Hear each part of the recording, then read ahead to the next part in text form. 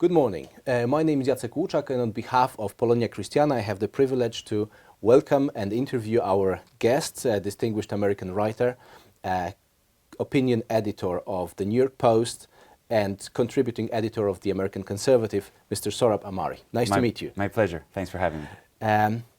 You became quite famous also for the reason that in 2019 you published a book, From Fire by Water, describing your conversion from atheism, Islam, to Catholicism. Would you be so kind to present your story? It seems particularly interesting. Well, it's a long story, and which is why I wrote a book about it. So it's hard to summarize in a short span. But what I will say is, a lot of people assumed, because I have an Iranian background, that I had converted as a Muslim, as if I had been praying to Allah, 5 times a day, and suddenly became a Christian. It wasn't the case. I became an atheist while I was still living in Iran. When I was 13 or so, I declared myself to be an atheist while living under the Ayatollahs, as I said, and then immigrated to the United States shortly after, and was an atheist for 20 years or so, or maybe 15, 16 years. And it took me a long time to, first of all, come to believe that there is a God, and then a personal God, and ultimately that personal God is the Trinity of the God as we encounter Him in the Bible and the Catholic Church. The influences along the way that were very important to me were, first of all, actually reading the Bible and realizing that, for example, Genesis speaks profoundly to the human conscience. So when God says to Cain, "What have you done? What have you done? Your brother's blood cries out to me from the ground," that was, in a way, the voice of my own conscience. And I was aware of this this objective moral order around me, and somehow that objective moral order also reflected internally in me, in my heart. And I had to ask, why is it that this voice exists internally that points you to good and evil? So that the Bible and actually reading it rather than kind of dismissing it out of hand was very important to me. I read Pope Benedict's books, especially the Jesus of Nazareth trilogy, and I had a couple of providential encounters with the Mass. There were moments of crisis, in your early 20s, not crazy, typical, and in those moments of crisis, the following day, I would somehow, in a way that I can't explain but say that it's providential, I would feel like I should go to church, and specifically to the Catholic Church, which held a certain prestige for me even when I was an unbeliever. And those encounters with the Mass, of course, I was deeply moved, and I felt I discovered in the Church this combination of grace and order. I think for me, the Catholicism is ultimately this marvelous harmony between grace and order. You have the grace of the sacraments, especially the Eucharist, and then order, continuity. That's the authority of the popes, the sort of the unbroken chain of authority. That was what I was longing for in life, is sort of it, and the logicalness of the whole thing, and I'm still discovering that the reasonableness of the faith. I continue to kind of grow in astonishment at it. So those combination of forces eventually compelled me. In 2016, I was living in London at the time. I was working for the Wall Street Journal's European edition, and I went to a church and asked the priest to instruct me, and I was received on December 19, 2016. Wonderful. Yeah. Wonderful. And speaking of this order and continuity that you mentioned about the church, how do you find the condition of the world of ideas in today's America? Is it still possible to speak, after this general departure from the Christian tradition, Christian thought, that Christianity still influences American thinking to a greater extent? I think our establishment, let's say our regime ideology is increasingly not, it's not hostile than indifferent to Christianity.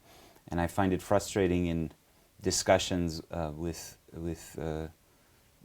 people, in the public sphere, where they don't even have that substrate or fundament of knowledge about not just the Christian tradition, but even the classical tradition, the Greco-Roman tradition. so that it's very bizarre. I don't know what it comes from, but a sense of insecurity, I would say, on the basis of people in the liberal order, where increasingly they have to write off vast swaths of the Western heritage as totalitarian. Not just things that happened recently, but even Aristotle, you know, is totalitarian in this kind of frame of absolute liberalism. And I think that reflects the fragility of liberalism, the fact that they sense that people are aware of liberalism as the air that they breathe in a way that wasn't the case before. When liberalism was triumphant, especially in the post-war years, and then especially after the Cold War, Right. you didn't even notice that you lived in a liberal regime. And now, though, when because it's faltering and it's coming under question, including from a set of intellectuals, of which I consider myself a cohort of intellectuals, of whom I count myself a member, as it's coming under questioning, suddenly liberals are hardening the battle lines, and they feel themselves to be an intellectual and well, frankly, a material elite, and they are becoming, in a way, even more closed-minded, just batting away every question, every criticism as totalitarian, illiberal, anti-democratic, and they often, by the way, confuse liberalism and democracy, so that if you oppose liberalism, they call you anti-democratic, when in fact, critics of liberalism often have the popular majorities with them. Anyway, you know this process in Poland. Absolutely. Very well. So yeah, that's the atmosphere. I think I find it not all bad, in the sense I feel energized by these debates. We are asking fundamental questions once more. So that's the good side of it. The bad side of it is, because liberals have become so insecure, so brittle and angry, they wield a powerful mechanism to punish you if you fall out. You know, if you say the slightest wrong thing, and you don't have a platform to defend yourself, then you get cancelled. Right. As a matter of fact, we could now speak of an illiberal liberalism, right? Yeah, absolutely. Questioning its own very logic. Absolutely, absolutely. And, well, in the 90s, many people spoke about the end of history, as Francis Fukuyama put it, Sure. right? Now we can see very clearly that there is no end of history. Sure. And what, from the Christian perspective, what is more dangerous for us? This indifference that we face from the other side, from the mainstream, or the hostility? Well, I mean, the hostility, insofar as it threatens the liberty of the church, is something that fires me up as a journalist. You know, when nuns in the United States are forced to pay for abortifacient drugs in their insurance plans. I mean, that's old school persecution. Yeah, but I don't know. The indifference can also be deadening, including to people of faith themselves. One of the core tenets of liberalism, as you know, is a kind of official indifferentism to the truth. Well, you can believe that. Right. You can believe that you know, this is God. You can believe that's God. Or we can believe there's no God, and society as a whole can be indifferent. Except it's an illusion, right?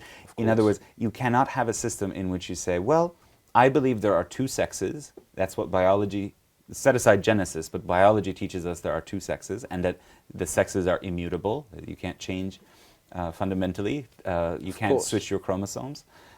And someone else might believe that there are 57 genders, and we can just coexist. It doesn't work like that. In practice, one orthodoxy or other will prevail. And a lot of Christians, a lot of conservatives were prepared to live in that neutral zone, thinking they could claim this neutral ground. But now the rug is being pulled from under them, and they suddenly find that the people who believe there are 57 genders are very firm about it, and they're willing to punish you and persecute you and eject you from the public square for holding holding to the basic truth that there are, in fact, only two sexes. Right. Yeah. And don't you think that we fall into the abyss, into the mistake of presentism? That we, well, maybe the older generations thought that this relativist liberalism is some kind of long-term perspective, where it's just a transient phase, isn't it? Absolutely. When one truth is replaced by possibly another. Absolutely. I won't say it better than what you just said. Okay. Yeah. Well, so I'm happy that we agree on that. And you speak a lot about post-liberalism. Yes. Could you define this concept? What does that mean? Post-liberalism applies to a vast range of movements, all of which question the core, I would say, liberal commitment that the government and social order exists to maximize individual rights. And so there are many post-liberalisms, plural.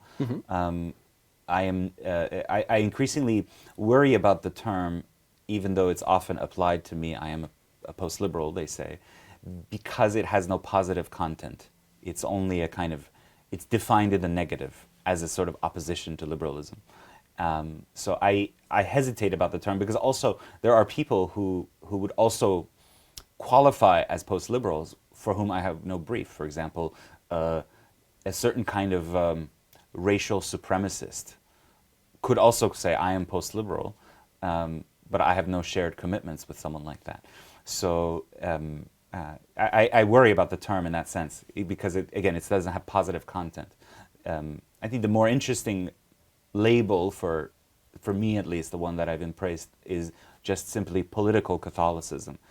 It's unfortunate that we have to append the adjective political because what I and a few other thinkers in our space are putting forward is just Catholic political and social thought. But for now, it needs that qualifier of political Catholicism. So that's the term I work on because there are many who reject individual rights as the highest good of human life. And sometimes we agree, sometimes we don't. But the term, I think, is too indeterminate. Okay. In your speech yesterday at Collegium Intermarium, you spoke a lot about the soft totalitarianism.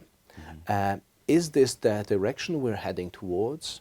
And what can we do about it? How can we protect ourselves as Christians? I feel like anyone who looks around sees this this soft totalitarianism more recently combined with a kind of biomedical totalitarianism, and of course wokeness, cancel culture. I'll tell you I'll give you one example that makes me think this is a totalitarian society, almost maybe hard totalitarianism. Is last summer in the United States. Obviously there was lockdowns like there were around the world, and they said do not have funerals for rabbis to ultra-Orthodox Jews. They said there should be no masses. Don't do even outdoors masses for Christians. Okay, then the George Floyd incident happens, and 1,000 public health officials sign a letter saying the virus of racism is so dangerous that it's almost mandatory for people to go out and protest. That the about face of the sort of regime is so redolent of totalitarianism, especially as I feel bad saying this to a Pole, because you have the experience with these kinds of purely ideological regimes where truth can suddenly shift. Oh no, now it's actually you're required to go out and protest police racism. That is so shocking that it makes you feel like we're maybe even edging into hard totalitarianism, although we're not in camps yet. But so yeah, how to combat it? It's a difficult question, but increasingly I'm interested in, as you heard in my Collegium Intermarium talk, that there is a material element to this. I don't want to sound like the vulgar Marxist, that people only believe things because of their material interests. It's more complicated than that. But it's also foolish to deny that there is an intersection between, material class-based realities on the one hand, and ideological developments. And it seems to me that for a certain kind of neoliberal, globalist, economic and political agenda, cancel culture, the soft totalitarianism is actually useful. There is a reason. So if you if you create a society in which people forget their past, there's no sense of national identity, people obviously set aside the church as an authority, and you even demonize history itself, that all your history is evil. So you create this kind of person. He is the perfect corporate subject, right? There's nothing else binds him. So he's completely atomized. He doesn't have family. He's only kind of seeking after sexual gratification. So all the things that bind people, family, community, church, have been eroded, so that you have this vulnerable individual subject who is just an employee and a consumer. And there are no borders, blah, blah, blah. This is the neoliberal dream. So what I'm suggesting is that what we call cancel culture is just maybe the ideology of a kind of total neoliberalism. It's amazing that it's coming forward now, especially after this period of turmoil where a lot of voters around the world, including here in this country and in Europe, in South America, certainly in the United States, rejected neoliberal globalism by voting for various kinds of national populist movements, Brexit, Fidesz in Hungary, Law and Justice in Poland. It's amazing that despite their sense that they were under question, they accelerated the process. They doubled down on it. They are now going extremely hard in trying to build this world. So I think it is important to, again, just to remember that ideology has a material component. Again, I sound like a Marxist, but I don't think it's a purely Marxist insight. It's just observation about the intersection of what people say they believe and what their material kind of corporate interests are. Yeah, that's right. And do you think, because we have observed now in this cancel culture, political correctness invasion, that there appear some surprising dissidents from the left who are now combating at least the extremes of this cancel culture, like Slavoj Žižek, like Noam Chomsky, even the J.K. Rowling, people from the left. Yes. Who are now fighting for certain liberty of thought, of speech. Do you think there is any platform of collaboration with these people, or are they just, mere tools that are being discarded by the left now? I am deeply, deeply interested in that collaboration. That's all I'll say. I think that if you think of a left as the idea that workers should be paid a decent wage, people should be able to raise families on the wages that prevail in a country, in a particular industry, that workers need a day off, just those traditional social democratic commitments. That is in no way, it needn't in any way go hand in hand with woke cancel culture. In fact, as I argue, woke cancel culture is a kind of neoliberal corporate ideology. It's the ideology of Apple. It's the ideology of Nike. It's the ideology of the kind of global neoliberal class. There's no reason for the old left, just the economic left, to ally with these people. In fact, as you point out, they're coming into conflict with each other. So my proposition, one of the things that I very much care about, is to find ways that cultural conservatives can maybe build some sort of new coalition or fusion, insofar as it's possible, without compromising themselves, with the old left, broadly put, with the old economic left. Certainly, question of a living family wage. That's also Pope Leo XIII. That's right, a Catholic teaching. Exactly. Yes. Okay, and speaking of these allies and broader collaboration, you as a person who stems from an Islamic country originally, do you think that there is any possibility of collaborating in a broader context with Islam or certain people from this area? Because very often in Europe, especially in Poland, we don't know much about this religion. We tend to view it stereotypically in a way, positively or negatively, but it doesn't really matter. Yes. Well, first of all, I mean, I'll just point out one interesting example. One European country that does have a large Muslim population is United Kingdom, Britain. And the conservative government in Britain was a year or so ago trying to ram through this sex education bill, where kids had to learn at a very young age, begin to learn about LGBT things, and and again, it's what a shame that a Tory government would do something like this. And guess where the resistance came from? It came from actually Poles, to some extent, who living in Britain, and it came especially from Muslims in places like Birmingham, where they said, no, we're not going to let you teach this stuff to our kids. So that's telling.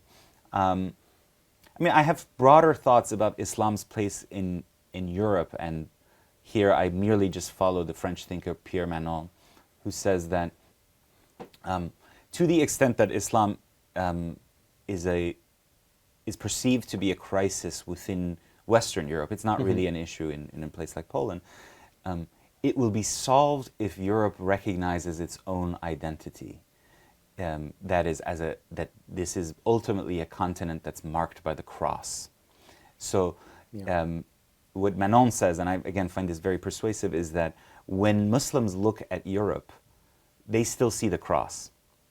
You know, and whereas Europeans look at themselves and say, well, we're just a union of nations of free movement of goods and capital and labor and human rights, and they don't recognize their own identity. When St. John Paul II insisted that the European Union so-called constitution should have some reference to Europe's Christian heritage, as you remember, he was rebuked by all the kind of secular elites. Right.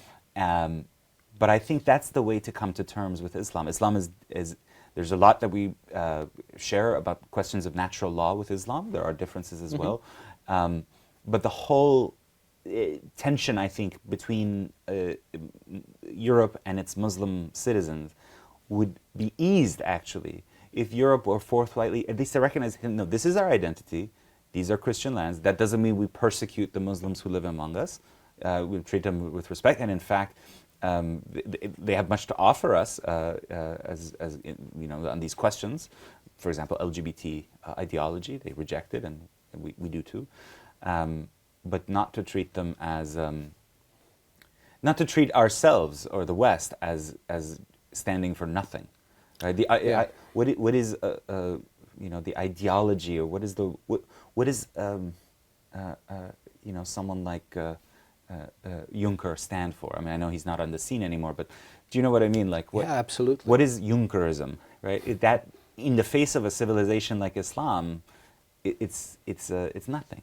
And whereas I think it would be a more respectful and symmetrical dialogue if Europe were to recognize its own Christian heritage. Unless we respect ourselves, we will not be respected by them. Beautiful.